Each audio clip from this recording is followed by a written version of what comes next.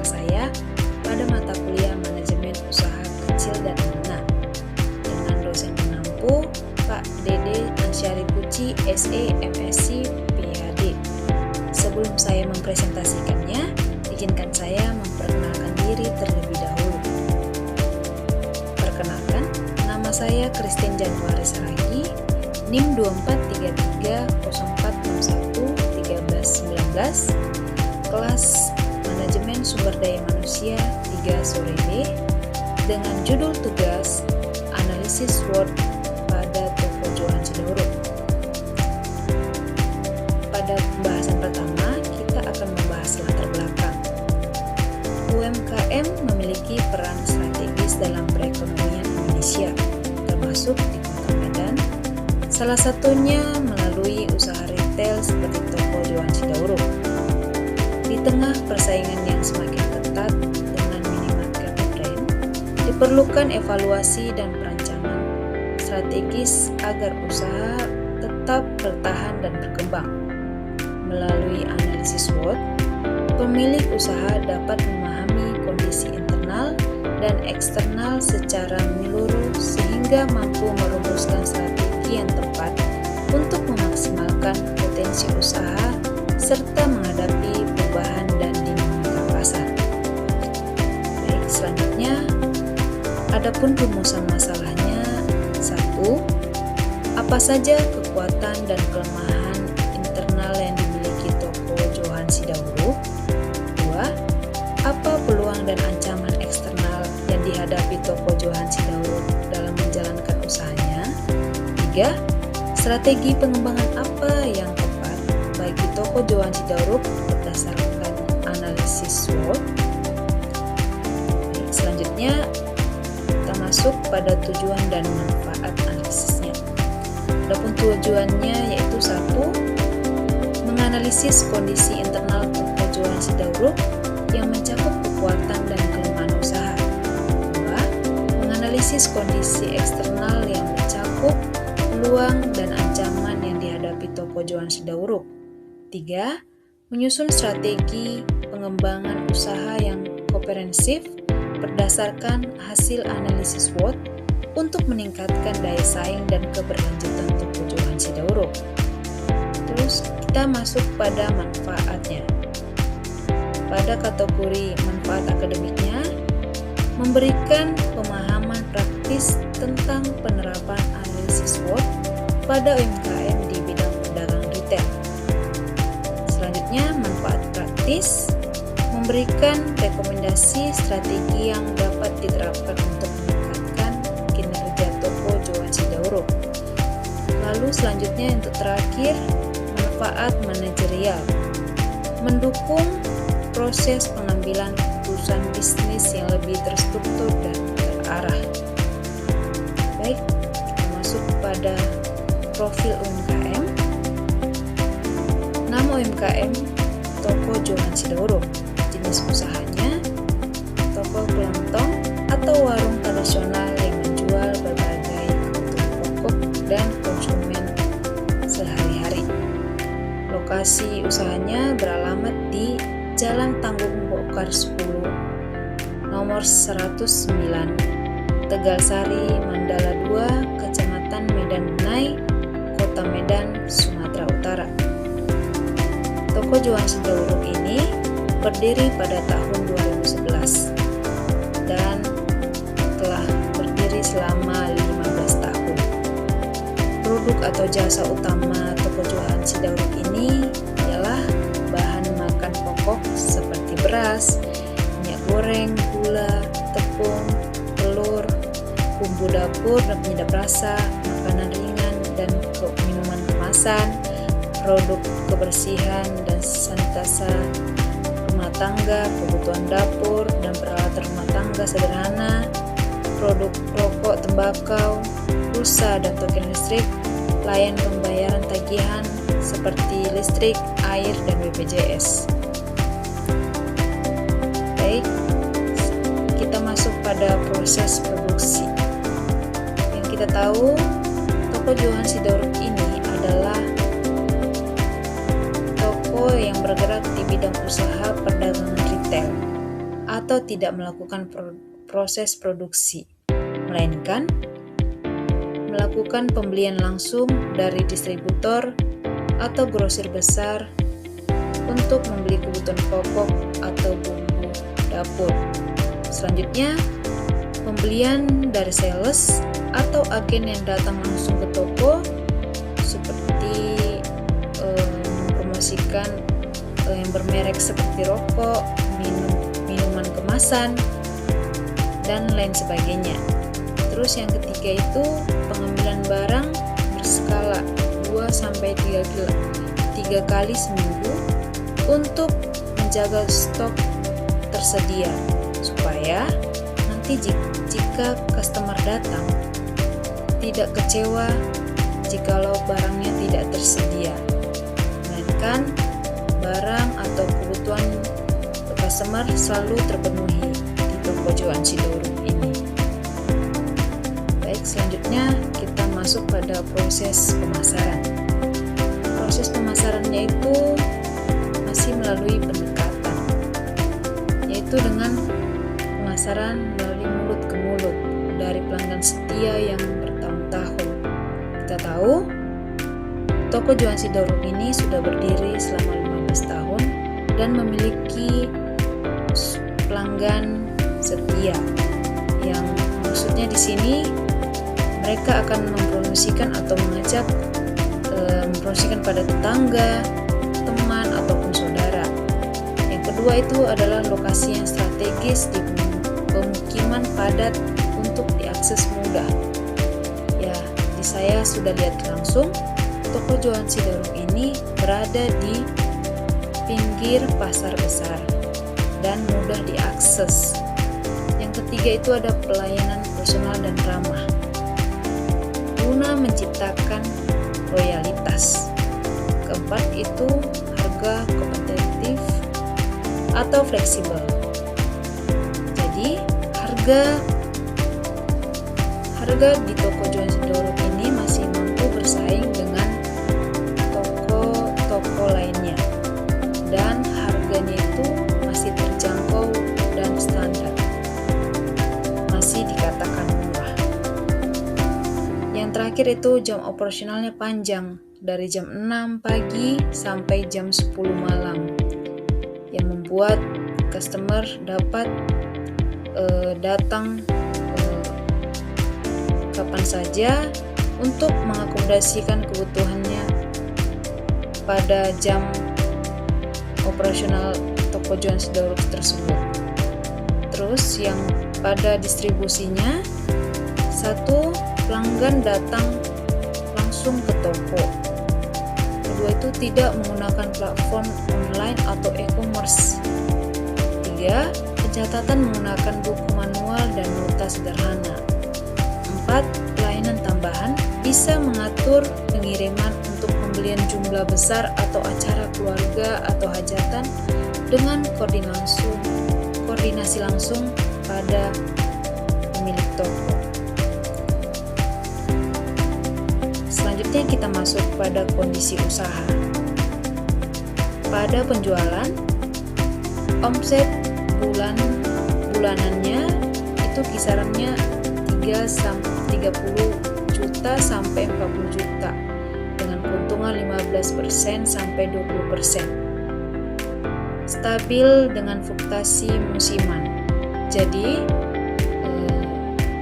pendapatan meningkat pada musiman, yaitu seperti menyambut hari raya, akhir tahun ataupun akhir bulan.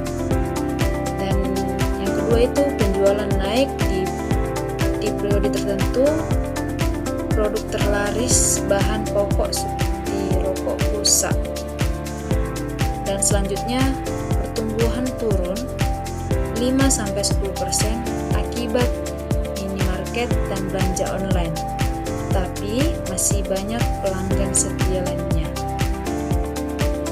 Yang bagian pada persaingan, di dalam 1 kilometer tidak jauh dari toko Johansi Dauru ini terdapat 3 minimarket seperti Alfamart, Indomaret. dan terdapat tidak jauh lagi dari situ 4-5 toko kelontong tradisional yang menjual produk yang sama dan juga bersaing dengan e-commerce dan layanan pesan antar online. Adapun kendala usaha yang pada kategori operasionalnya pencatatan manual, stok tidak optimal, ruangan terbatas, fasilitas sederhana. Jadi rumah dan toko itu bersatu. Jadi ruangannya itu terbatas. Jadi penataan barang ataupun penjualan barang penjual untuk dijual itu masih belum tertata rapi, masih berantakan. Jadi kendala yang kedua itu pada SDM ataupun sumber daya manusia. Toko jualan Sidauruk ini masih bergantung pada pemilik atau keluarga. Yang terakhir, pemasaran. Belum pakai digital atau promosi minim. Selanjutnya, kita masuk pada analisis SWOT. Analisis SWOT faktor internal. Yang pertama itu strength atau kekuatan. Yang pertama, lokasi strategis di pemukiman padat dengan akses yang mudah. Ya, kita bisa lihat dan saya katakan tadi, toko jualan Sidauruk ini berada di lokasi strategis di depan pinggir pasar. Dan kebetulan di depan toko jualan Sidauruk ini terdapat juga sekolah. Dan yang kedua, hubungan personal kuat dengan pelanggan setelah 15 tahun beroperasi. Jadi, setelah 15 tahun beroperasi, toko jualan Sidauruk ini sudah banyak pelanggan dan menjadi kuat hubungan personalnya. Jadi, yang ketiga, melakukan pembayaran fleksibel dengan menerima pembayaran QRIS ataupun pembayaran digital. Yang keempat, jam operasionalnya panjang dari jam 6 pagi sampai jam 10 malam. Yang kelima, harganya terjangkau dan lebih murah dibandingkan pesaing toko-toko yang lainnya yang dekat dengan toko jualan Sidauruk ini. Yang terakhir itu kelengkapan produk sembako. Di toko jualan Sidauruk ini, jikalau kebutuhan pokok itu sangat lengkap yang membuat customer tidak pindah ke toko lain. Selanjutnya kita masuk pada weakness atau kelemahan. Satu itu sistem manajemennya dan administrasi manualnya masih melakukan pencatatan buku atau nota. Dua, keterbatasan modal kerja. Tidak ada cadangan untuk pengembangan. Seperti saya katakan tadi, toko jualan Sidauruk ini masih belum memiliki cukup modal untuk membangun gudang. Sementara waktu ini rumah dan toko itu bersatu. Terus yang ketiga, fasilitas sederhana dan kurang menariknya. Seperti saya katakan tadi, rumah sama toko jadi satu, jadi fasilitasnya masih kurang menarik dan sederhana. Terus yang keempat, tidak memanfaatkan teknologi digital, yaitu tidak memanfaatkan ekonomi digital. Ya, kita bisa lihat pastinya toko jualan Sidauruk ini hanya bergantung pada keluarga ataupun pemiliknya. Jadi bisa dikatakan mereka tidak ada waktu untuk mempromosikannya ke media sosial. Jadi hanya melakukan penjualan secara langsung aja ataupun tatap muka. Dan terus yang terakhir, ketergantungan tinggi pada pemiliknya dan keluarga. Ya, seperti saya katakan tadi. Terus kita masuk analisis SWOT pada faktor eksternalnya, tadi internalnya, sekarang eksternalnya. Tiga itu opportunity atau peluang. Satu, kebutuhan sembako yang berkelanjutan dan stabil. Dua, pertumbuhan jumlah penduduk di sekitar lokasi. Tiga, peluang pengembangan variasi produk. Empat, pemanfaatan teknologi dan pembayaran digital lebih luas. Lima, lokasi di pinggir jalan besar dapat menjangkau pelanggan dari luar daerah. Yang terakhir ada itu threat atau ancaman. Satu, ekspansi agresif minimarket waralaba atau waralaba atau Indomaret ataupun Alfamart. Dua, pertumbuhan e-commerce yang membuat customer belanja online. 3. Inflasi dan kenaikan harga bahan pokok. 4. Perubahan pola belanja generasi muda. Selanjutnya kita masuk pada strategi SWOT. Pada strategi yang pertama itu adalah strategi ST. 1. Harga terjangkau. Dengan harga terjangkau, toko jualan Sidaruk ini mampu bersaing dengan minimarket modern. Yang kedua, hubungan personal. Jadi, keunggulan kompetitif yang sulit ditiru.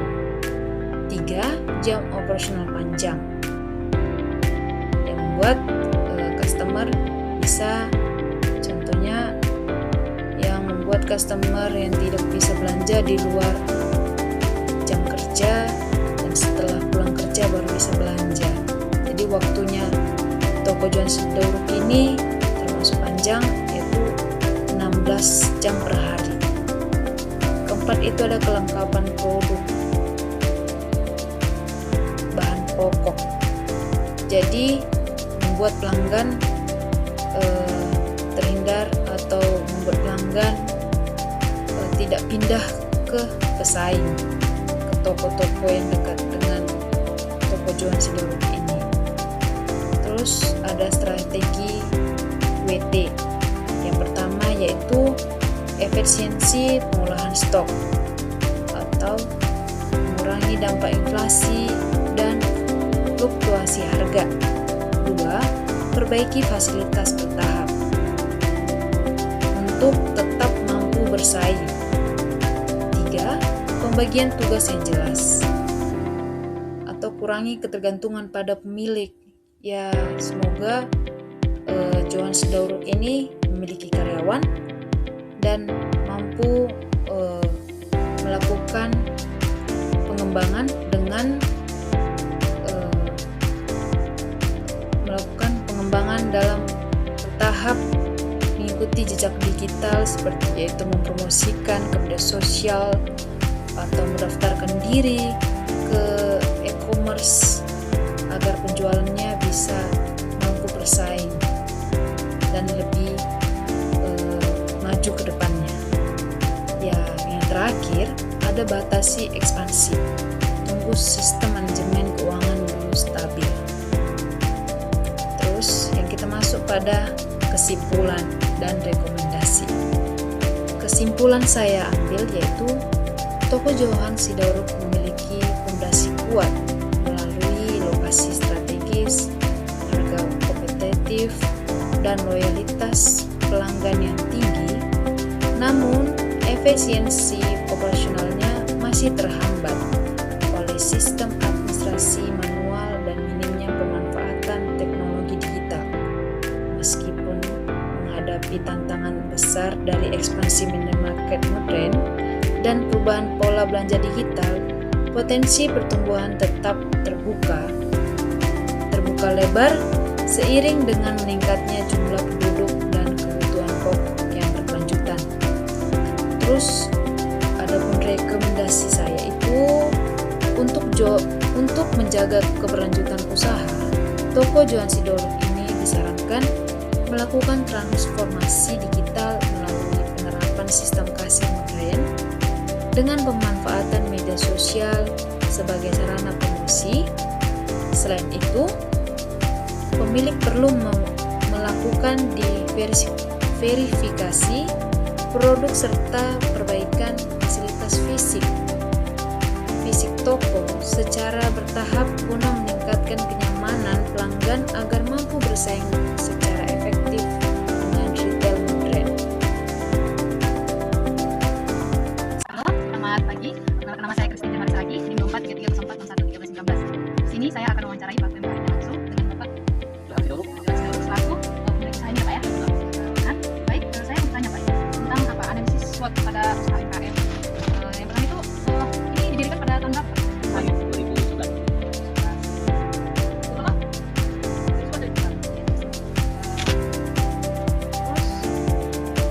Jenis usaha apa yang berjalan terus? Pertama ya usaha jual beli sepatu dan Gimana Bapak ini beroperasi Pak?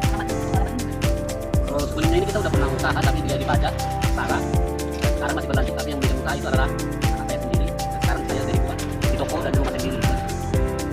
Jadi dari mana sumber barang dan atau produk yang Bapak jual? Atau dari Kalau yang untuk sekarang ini masih dari yang diantar pada kali semua. gimana proses perdagangan barang hingga siap dijual? Kalau menurut proses perjalanannya sesuai dengan kebutuhan masyarakat di sini banyak cara yang kita barang yang paling angka yang dicari orang, ya kan, dan membelinya pun yang kebutuhan masyarakat yang paling dibutuhkan itulah yang terutama kita butuhkan. Bagian pemasarannya, bagaimana cara memasarkan produk selama ini? Apakah itu secara online, secara langsung, atau media sosial dan sebagainya? Pertama-tamanya itu memang langsung masih dipajang untuk sementara, tapi belakangan ini karena kita sesuai dengan zaman teknologi sekarang, kita mesti mengikuti zaman dan pembayaran pun lebih digital dan jualnya pun melalui online. Apakah menggunakan promosi diskon atau lain sebagainya? Untuk sementara memang untuk peminat yang kita lakukan ada memang diskon atau potongan, tapi karena kita sesuai dengan harga terus itu bahwa kebetulan kita harganya untuk sementara memang kita tidak banyak mengambil untung, ya sementara usaha kita berjalan untuk selamanya. Bagaimana kondisi penjualan dalam beberapa bulan terakhir? Berapa omset kira-kira? Kalau perkembangannya memang masih biasa, sejak COVID sudah mulai menanjak kebutuhan masyarakat, tapi akhir-akhir ini karena ekonomi kita lagi sulit, ya syukur masih berjalan dengan baik. Kira-kira penjualan per hari itu 6 juta 7 juta, jadi itulah dikalikan 30 hari. Apakah penjualan cenderung stabil, meningkat atau menurun? Kalau menurut aku masih mending masih biasa sekali. Siapa pesaing utama? Kalau menurut aku tidak ada, karena kita lah selagi kita masih bisa dipercayai orang dan kita CEO-nya sendiri, ya mudah-mudahan usaha kita semakin mantap. Kendala apa saja yang paling sering dihadapi dalam menjalankan usaha? Ada satu alasan kita kadang kendala yang kita harapkan, jadi kepada pemerintah dan instansi pemerintahan, kami kalau pedagang-pedagang kelompok terutama di rumah sendiri, rumah toko, itu ada pengaruhnya dari Indomaret, itu dia. Sementara persaingan harga itu kami lebih murah, cuma karena semua pemerintahan itu mengizinkan usaha itu sesuai dengan tidak untuk di gang. Sebenarnya itu dibuat lalu di kota, itu maksudnya satu kendala. Kadang di anak-anak ini karena usaha itu udah terang, dibilang lampunya terang, sementara kami semberautik itu, tapi mudah-mudahan usaha kami masih berjalan bisa bersaing dengan mereka gitu.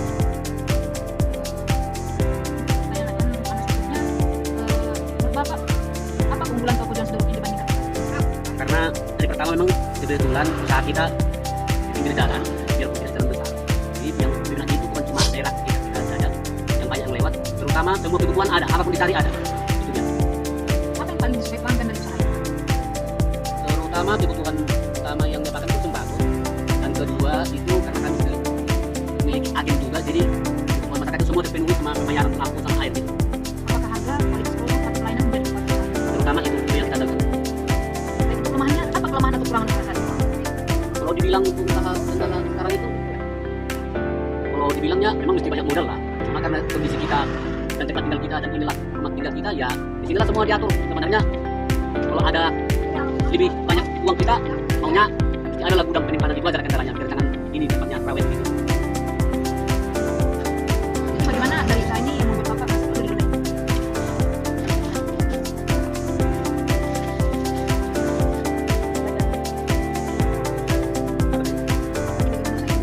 Bapak masih memperbaiki itu yang untuk gudang tadi ya Pak ya? Baik, untuk uangnya, apa yang bisa dimanfaatkan untuk mengembangkan usaha?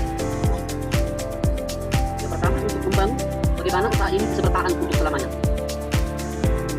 Apakah ada tren pasar atau kebutuhan konsumen yang Kalau untuk tren-tren yang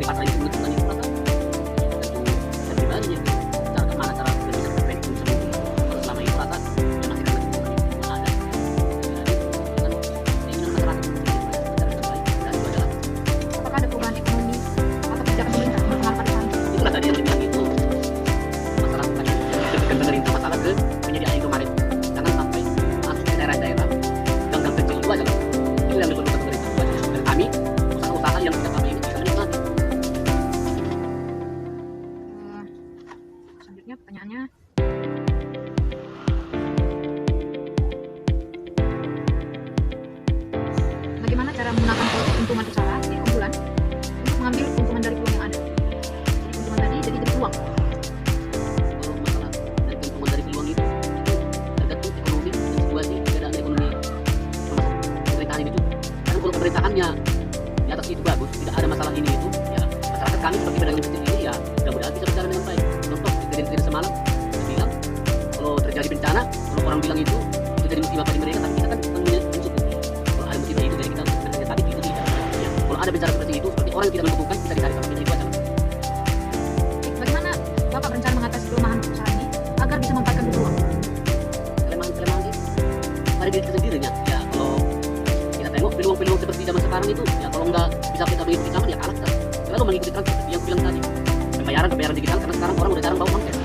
Jadi kami menyediakan itulah scan pembayaran, tidak biaya itu aja. Apakah ada ancaman yang paling dirasakan di luar usaha ini? Tidak, karena memang semua itu memang dari wali kota semua keputusan ini. Karena itu dari semua itu menyediakan itu seperti itu, memang ada jalurnya. Ya mudah-mudahan selama ini kalau benar-benar itu orang itu bekerja tidak apa-apa. Yang penting sesuai dengan jalur, kita tidak mau tidak masalah untuk membayar itu aja. Tidak ada ancaman ya? Karena ada persaingan harga menjadi masalah. Kalau pasangan harga kita tidak ada kendala, karena menurut kita tadi itu ya kita udah harga standar dan tidak kalah lain sama orang lain. Itulah keunggulan kita. Yang sama kemarin ya jelas-jelas menang kita lah ya. Tempat kita seperti ini. Ya. Bagaimana menggunakan keunggulan usaha untuk menghadapi ancaman? Kalau menghadapi ancaman yang akan datang, umpamanya harga-harga yang kita tidak bisa stabil, ya kita bertahan. Dan dia kalau bisa kita harga itu kita stabilkan dulu sampai nanti untuk ke bulan ke depan kita bisa meratakan harga yang sesuai dengan kebutuhan dan harga pasar. Itu aja.